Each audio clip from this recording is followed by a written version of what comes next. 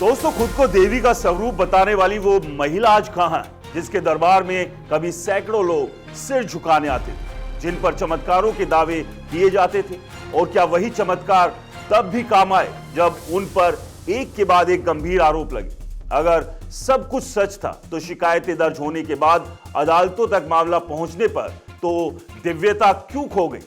जिस आस्था ने लाखों लोगों को जोड़ा, क्या वही आस्था सवाल पूछने की इजाजत नहीं देती? अगर आरोप झूठे थे तो फिर राधे मां अचानक सुर्खियों से क्यों गायब हो?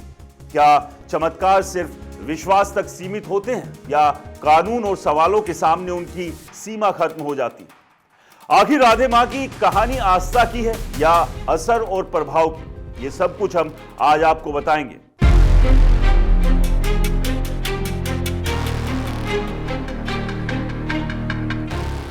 नमस्कार, मेरा नाम है राज के वर्मा और आप देख रहे हैं राष्ट्रीय टीवी। एक समय आस्था, विवाद और चमत्कार का प्रतीक बन गया नाम राधे मां अब अचानक खोसा गया है।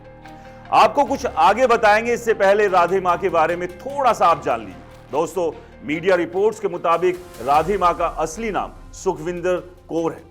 साल 1965 में पंजाब के गुरदासपुर जिले के दोरंगला गांव में उनका जन्म हुआ था, जो एक साधारण परिवार था। सीमित संसाधन के साथ जीवन यापन हुआ करता था और बेहद सामान्य जीवन था।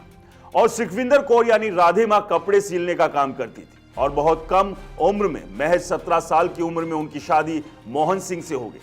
शादी के कुछ ही सालों में 2 बच्चों का जन्म हुआ और परिवार का खर्च चलाने के लिए मोहन सिंह को खाड़ी देशों में काम करने के लिए जाना पड़ा। पति के बाहर जाने के बाद सुखविंदर कौर अपने बच्चों के साथ अकेली रह गई और यहीं से उनकी जिंदगी ने एक अलग दिशा पकड़ ली। वो धार्मिक आयोजनों और सत्संगों में जाने लगी। करीब 23 साल की उम्र में उनकी मुलाकात मुकेरिया के परमहंस जूड़ी महंत रामदीन दास से हुई। रामदीन दास उनके गुरु बन गए और यहीं से सुखविंदर कौर को नया नाम मिला, राधे मां। बीबीसी की एक रिपोर्ट के मुताबिक राधे मां की बहन बताती है कि ये बचपन से ही सुखविंदर कौर अलग स्वभाव की थी। एक बार उनके पिता उन्हें गुरु के पास ले गए, जहां गुरु ने कहा कि ये कोई सामान्य बच्ची नहीं है, ये भगवती का स्वरूप है। खुद राधे मां का दावा है कि मंत्र जाप के दौरान उन्हें माता रानी के दर्शन हुए। दोस्तों, आउटलुक मैगजीन की एक रिपोर्ट के मुताबिक राधे मां का कहना था कि उन्होंने खुद को 9 दिनों तक एक छोटे से कमरे में बंद कर लिया और देवी दुर्गा की साधना की। उनका दावा है कि जब वो कमरे के बाहर आई तो जो कुछ उन्होंने लोगों से कहा वो सच साबित होने लगा। धीरे धीरे लोग चमत्कारों की बात करने लगे और राधे मां के सत्संगों में भीड़ बढ़ती चली गई। मुकेरिया से मुंबई तक का यह सफर कैसे तय हुआ, इस पर बहुत ज्यादा स्पष्ट जानकारी मौजूद नहीं, लेकिन इंडिया टुडे की सितंबर 2017 की रिपोर्ट के मुताबिक राधे मां पर आरोप लगे कि वो खुद को देवी दुर्गा का अवतार बताने लगी थी। इसके बाद उन्होंने मुंबई जाने का फैसला किया। दिल्ली के सत्संग के दौरान उनकी मुलाकात संजीव गुप्ता से हुई, जो मुंबई के मशहूर MM मिठाई वाला परिवार से जुड़े हुए थे। धीरे धीरे पूरा गुप्ता परिवार राधे मां का भक्त बन गया और राधे मां गुप्ता परिवार के घर रहने लगी।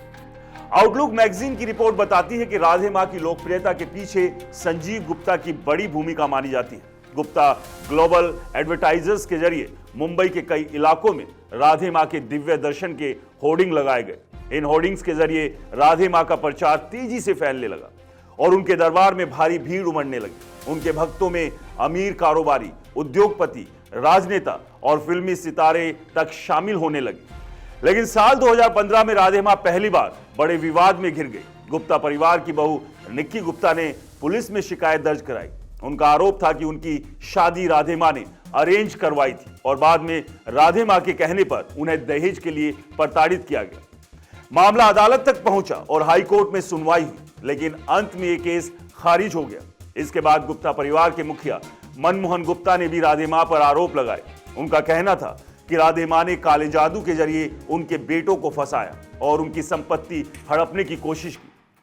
वकील फाल्गुनी ब्रह्मभट्ट ने राधे मां पर अश्लीलता फैलाने का आरोप लगाया। पंजाब के सुरेंद्र मित्तल ने भी राधे मां के खिलाफ शिकायत दर्ज कराई। फिल्म अभिनेत्री डॉली बिंद्रा ने भी राधे मां और उनके करीबी लोगों पर गंभीर आरोप लगाए। इसी दौरान एक और नाम चर्चा में आया, टल्ली बाबा। टल्ली बाबा का असली नाम गौरव कुमार बताया जाता है और कहा जाता है कि राधे मां से मिलने से पहले लोगों को टल्ली बाबा से होकर गुजरना पड़ता था।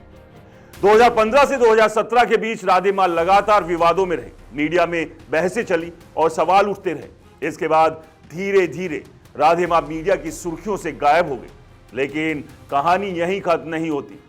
दोस्तों, जुलाई 2024 में आउटलुक मैगजीन में छपी एक रिपोर्ट के मुताबिक राधे मां आज भी मुंबई के बोरीवली इलाके में है, सिंह हाउस नाम के घर में रहती है। आज भी वहां दरबार लगता है, आज भी माता की चौकी होती है और सैकड़ों लोग दर्शन के लिए पहुंचते हैं। खुद राधे मां का कहना है कि हर बार अनुभव एक सीख होता है और अंत में सच्चाई की ही जीत होती है। तो सवाल आज वही है दोस्तों, ये कहानी आस्था की है या आस्था के नाम पर बनाए गए एक प्रभावशाली तंत्र की? क्या चमत्कार कानून और सवालों के सामने अपनी सीमा खो देते हैं?